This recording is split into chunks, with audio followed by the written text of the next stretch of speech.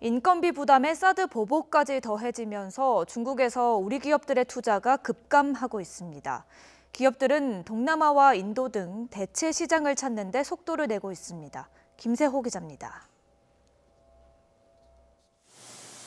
경기도 화성시에서 에어컨 부품인 필터 드라이어를 만드는 업체입니다. 필터 드라이어는 에어컨 내 이물질을 걸러내고 수분을 제거하는 핵심 부품입니다.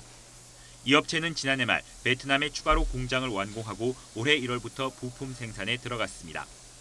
이미 중국에 제2공장이 있지만 인원도 중국 공장보다 2배로 늘리고 생산 부품 종류도 늘리는 등 규모를 더 키울 예정입니다.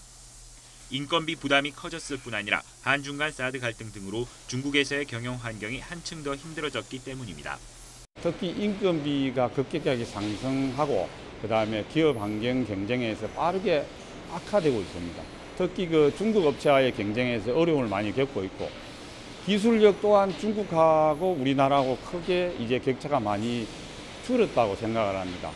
올해 들어 우리나라 기업의 중국 직접 투자 규모는 사드 등의 갈등 요인으로 17억 5천만 달러, 지난해 같은 기간에 31억 1천만 달러보다 반토막 수준으로 줄었습니다.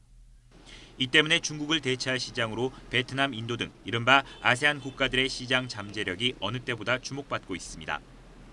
실제 지난 2006년부터 지난해까지 아세안 국가로의 연평균 수출 증가율은 8.8%로 전 세계 평균 4.3%의 2배를 넘고 중국의 6%보다도 높았습니다.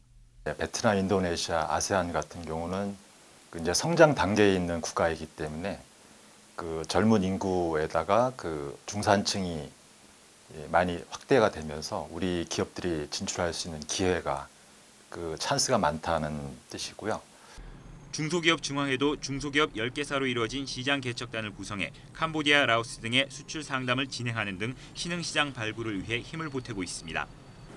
중국 시장에서의 위기를 극복하기 위한 우리 업계의 새로운 시장 개척이 앞으로 더욱 속도를 낼 전망입니다. YTN 김세호입니다.